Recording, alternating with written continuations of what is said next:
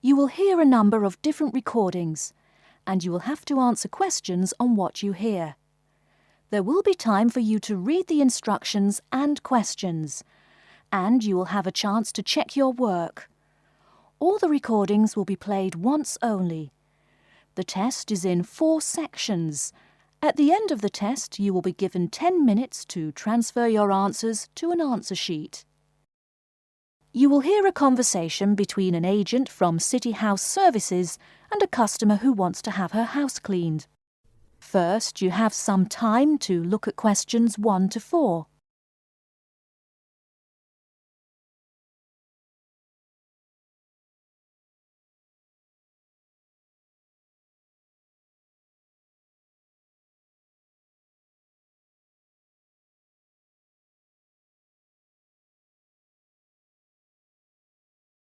Now we shall begin.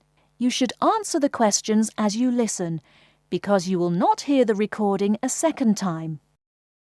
Listen carefully and answer questions 1 to 4. Good morning, City House Services. How may I help you? Good morning. I'd like to arrange to have my house cleaned. Certainly. I just need to ask a few questions. First, could I take your name? Yes, it's Barbara Hill. Thank you. Next, is your house in London? Yes, it's in Kingston in southwest London. Okay, southwest London, and, what's the postcode? SW105. And what is the square footage and what rooms will be cleaning? The whole house is 268 square feet, and there is no need to clean all the rooms. I only want to have my bedrooms cleaned. Okay. How many bedrooms does the house have? 3 bedrooms. Oh no, sorry, we used to have 3 bedrooms, but we only have 2 bedrooms now. Are those single bedrooms or doubles? Doubles. Fine, 2 doubles. There's one more room which needs cleaning. It was used as a bedroom before, and now we have converted it into an office. I understand. 3 rooms have got to be cleaned. And are all of those rooms upstairs? Yes. Then downstairs we have a kitchen diner, conservatory and lounge. The kitchen diner is quite large and has the usual equipment: cooker with oven, refrigerator, cupboards and worktops. The conservatory has a lot of plants, but there's no need to take care of them. The lounge has a leather 3-piece suite and a large coffee table. Thank you. And do you keep any pets? Yeah, I really love keeping them. I've got 2 dogs and 3 cats. Okay, then if our staff come over to offer the service, please take your pets away. Have you looked at our service packages? Yes, I have one in front of me. Excellent. Before you hear the rest of the conversation, you have some time to look at questions 5 to 10.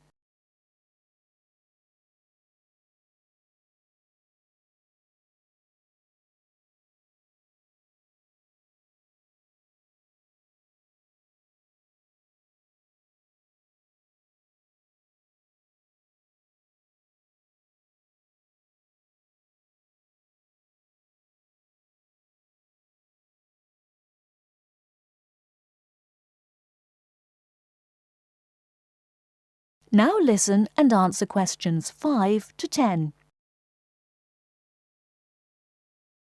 Any extra services you need? Switching bed linen, work in the garden, clean the glass in the conservatory, that kind of thing? No. Actually, replacing the bed linen, yeah, that would be good. No problem. I'll just make a note of that. How about curtains, mats and carpets? What would you like us to do with those items? The curtains. I'll have to think about that. I think we should have the carpets cleaned really well every quarter. Mats can just be done with the laundry. Of course. How about clothes? We can have our staff wash and iron them, or we can have them taken to a dry cleaner. Washing and ironing. No, just ironing. That'll be okay. Okay, fine. I know quite a bit about what you want now. I should let you know that we're located on 12 Amy's Road. That's Amyes. And we work on from Monday to Sunday except Tuesday and Wednesday. Could you let me know when is convenient for you? Next Friday. No. Oh, that's no good. My son invites his friends over in the afternoon that day. Perhaps next Thursday or next Saturday? Let me check. Okay, next Thursday. When is it convenient for us to come over and provide the service? Is it okay if we come in the morning? Or we may come in the afternoon. It depends on your schedule. I'm okay with any time. Just give me a call to let me know you're coming before you arrive. Sure we will. By the way, how long will it take for the service? We usually work 1 to 3 hours for house cleaning, and the work will take 3 hours at most. And of course, if it takes more than 3 hours, you should pay extra for it. Fine. So, let me just do some calculations. You now have half a minute to check your answers.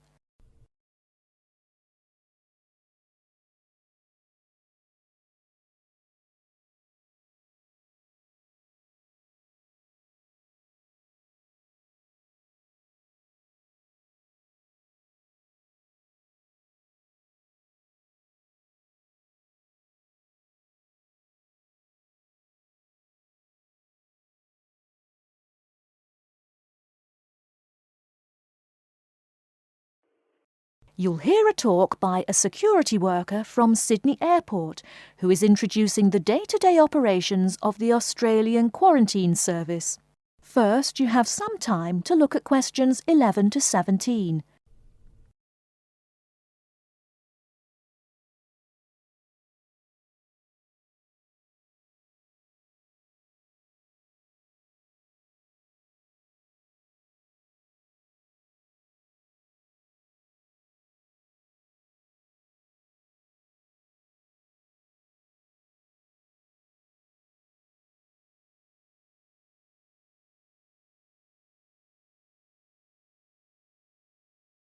Now, listen carefully and answer questions 11 to 17.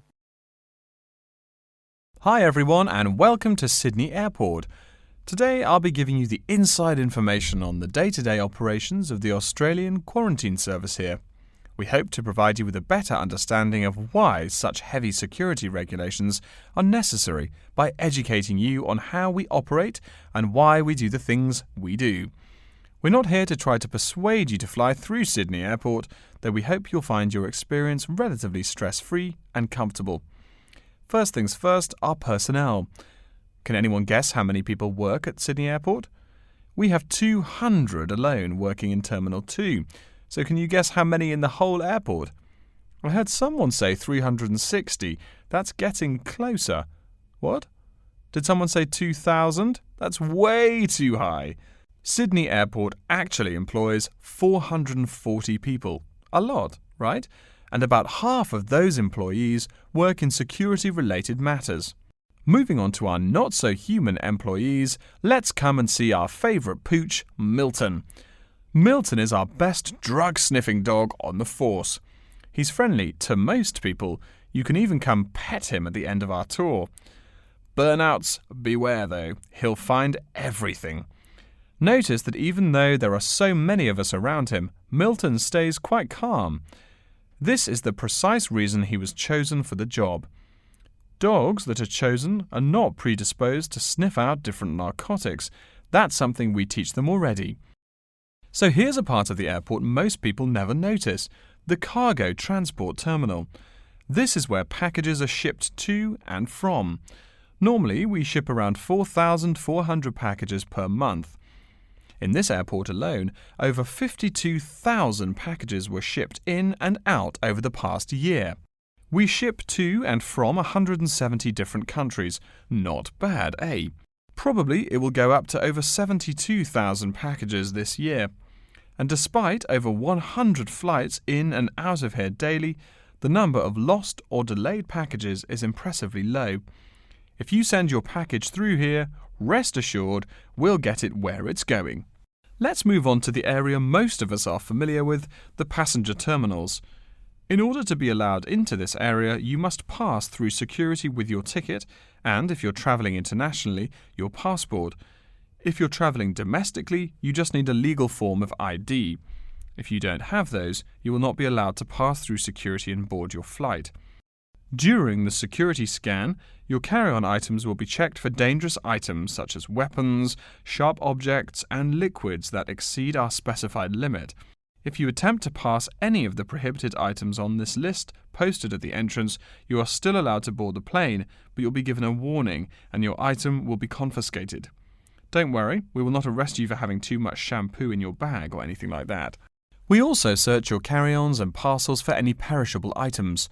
We prohibit the transportation of local vegetation and prohibit parcels containing any insects in them. You may or may not have learnt about this in biology class, but when some plants are introduced to a new environment, they spread wildly and wipe out the current species around it. It is important to control the introduction of new plants into an ecosystem, so we must prohibit the transport of any fertile seeds. So what happens to parcels containing possibly suspicious items? It's of course something we do not take lightly here. If an object passes through the scanner that appears suspicious in any way, it is separated out for manual search by a member of our trained security personnel. If an illegal plant or simple sharp object like a pocket knife is found, it is simply disposed of in our biohazard waste containers, and the package itself is returned to the sender, or passenger if it is for a passenger flight. More serious weapons are reported to higher authorities for investigation. Before you hear the rest of the talk, you have some time to look at questions 18 to 20.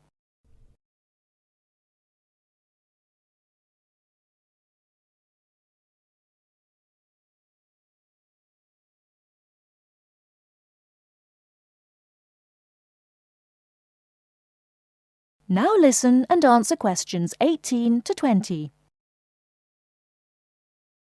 As far as parcel security, the material of the parcel is important. For shipped goods, the most common material used and the most widely accepted is paper. Make sure it is packed sturdy enough with no rips or tears. We've definitely had packages rip open before due to haphazard packing. A more common problem, though, is the package labels. When an item does not make it to the right place, this is the most common reason. The label may not be in the right place or marked clearly enough. If you're receiving any items from abroad that must be declared, please remember our guidelines in order to ensure the timely delivery of your item. Make sure it is packed correctly, and we ask that you notify customs between 2 and 10 days within the item's scheduled arrival date. OK, before we move on, are there any questions? You now have half a minute to check your answers.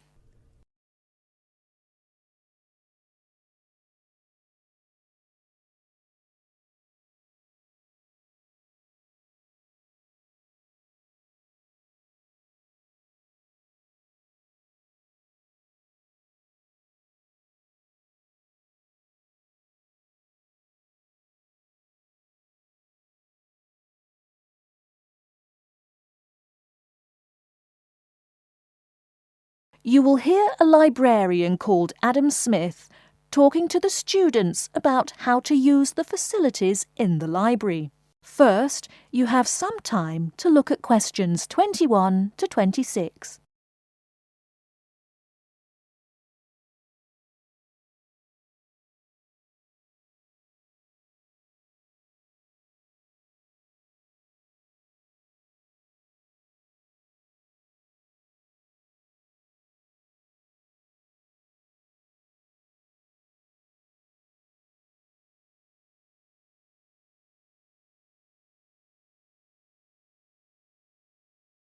Now listen carefully and answer questions 21 to 26.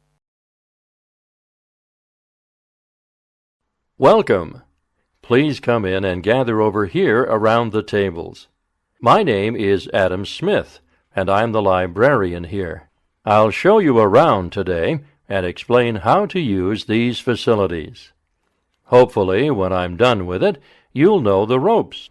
And please feel free to let me know of any questions or concerns that you may have.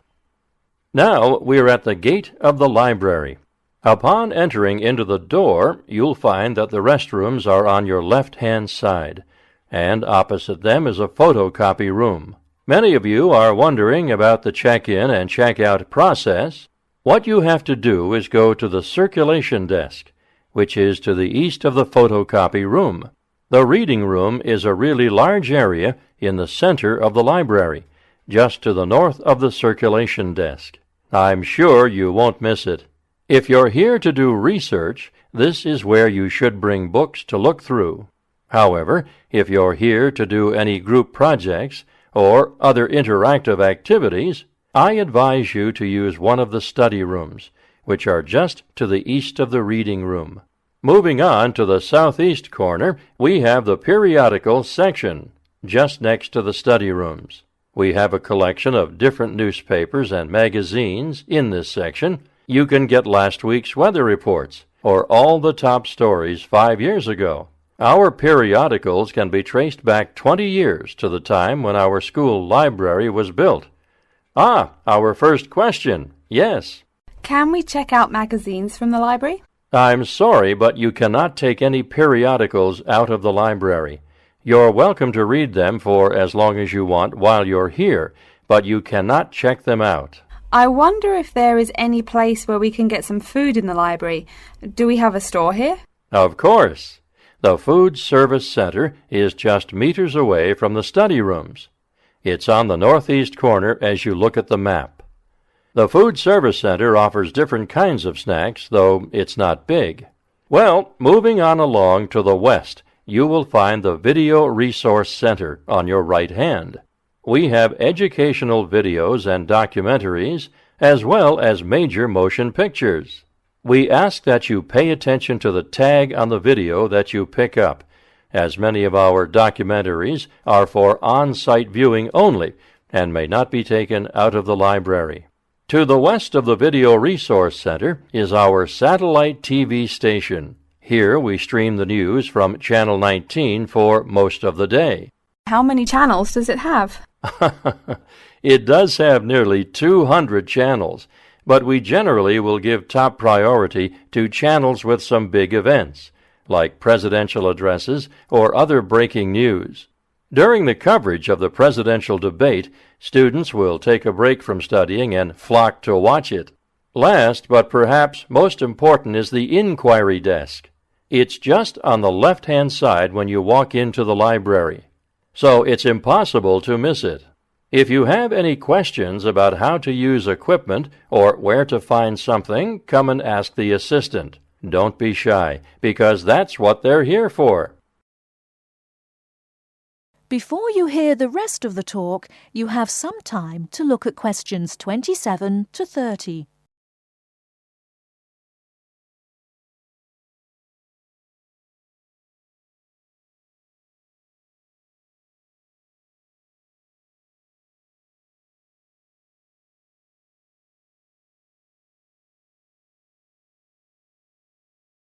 Now listen and answer questions 27 to 30. Speaking of questions, one of the questions we get asked is how to actually check out a book once a student has picked one out. If it's a fiction or non-fiction book, look for the pink and yellow checkout card inside the back cover of the book. You can also find information about the book on these cards, including its publishing date, genre, ISBN, and a log of dates it's been checked out before. Present this card to me or any library assistant, and we'll stamp it, and then the book can be kept for 3 weeks.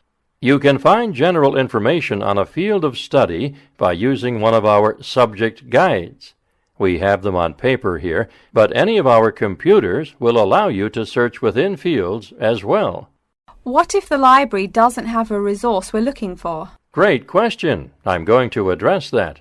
Our library is a network with a number of other universities in the area, so if there is something you're looking for and it's available somewhere in the area, we'll be able to get it for you. However, there are universities which are not part of the network, so we do not share resources with them. If you want more information about the library and its resources, you'll find it in a labeled blue folder on my desk in the Enquiry section. Okay, so that's a lot of information all at once, and I don't expect you to remember it all. The most important thing is please be respectful of the staff, and if you need help with anything at all, come and ask me or one of the assistants.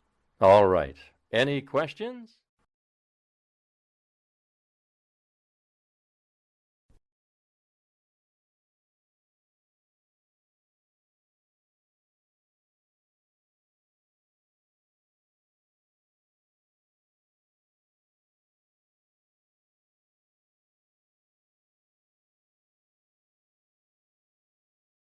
You will hear a lecture about Crocodylus niloticus and its living habits. First, you have some time to look at questions 31 to 40.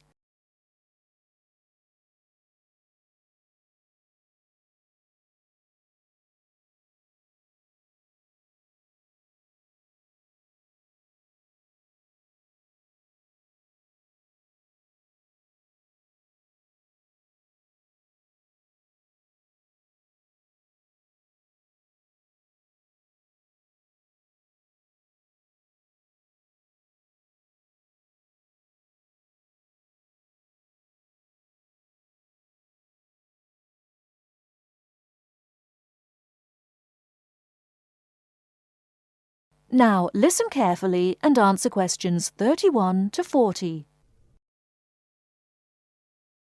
Good morning.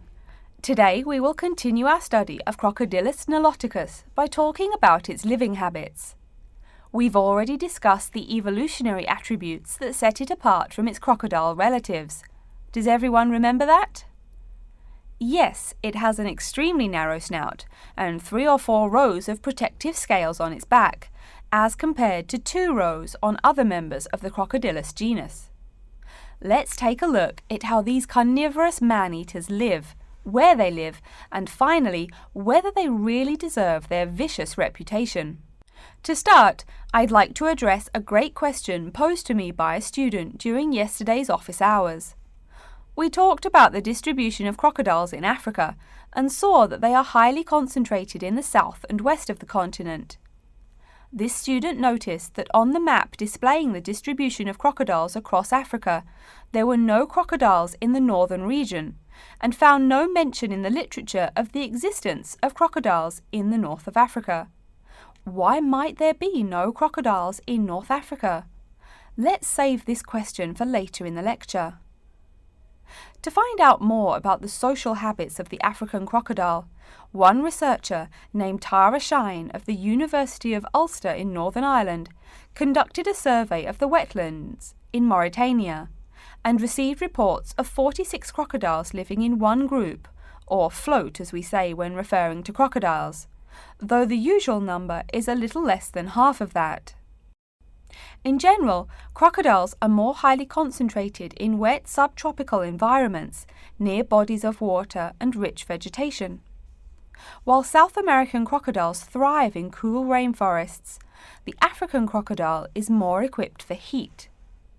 Though they can survive at the hot temperatures found in some deserts, they are not equipped to handle dry climates and thus cannot survive in places like the Sahara Desert of North Africa. As cold-blooded animals, crocodiles' core temperatures fluctuate from their average of 38 degrees Celsius as external conditions change. Thus, they need to avoid extreme temperatures.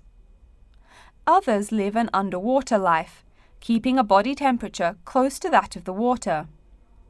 As their own unique method of regulating their body temperatures, some African crocodiles have made dens by digging holes in the ground to provide themselves with a cool, dark place to retreat from the hot African sun. Speaking of the hot African sun, let's go back to the question asked at the beginning of the lecture. We know that there used to be crocodiles in northern Africa, yet today there are none. What are some possible explanations for this? Some students have suggested that the African crocodile has evolved from a desert creature into a wetland creature, thus causing them to migrate south for more appropriate conditions. Others presume that the crocodile was hunted out of northern Africa by a fiercer predator. While these are intelligent guesses, the real story is a little bit different. The key to this migration is that the Sahara Desert did not always cover the north of Africa. About 8,000 years ago, the land was fertile wetlands, perfect for breeding crocodiles. Over time, though, the area dried out and the wetland slowly turned to desert, leading the African crocodile to migrate south to the marshlands they call home today. Some crocodiles did, however, adapt to living in dry conditions.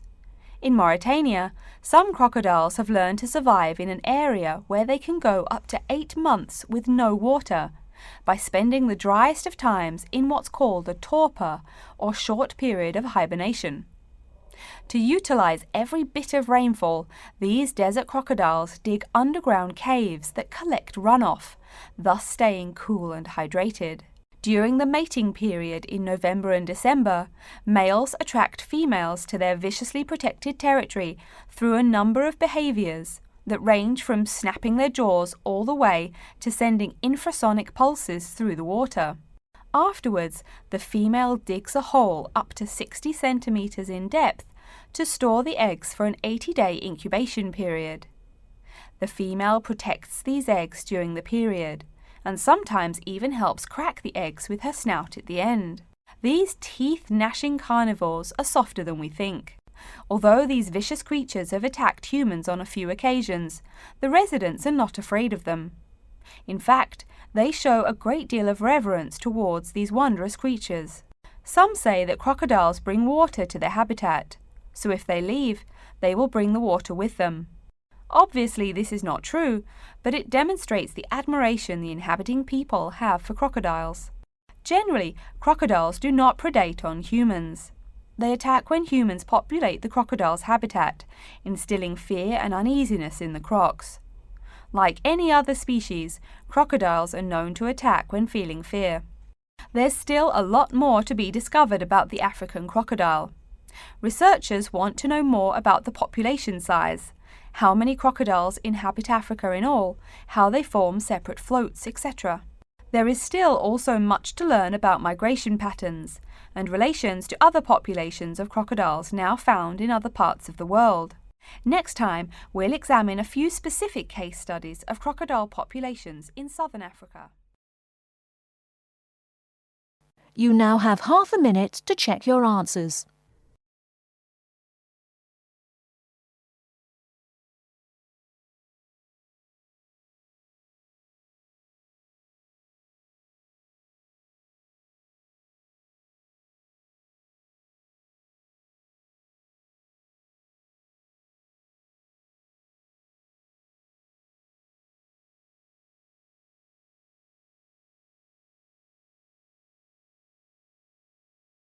That is the end of the listening test. In the Ielts test, you will now have 10 minutes to transfer your answers to an answer sheet.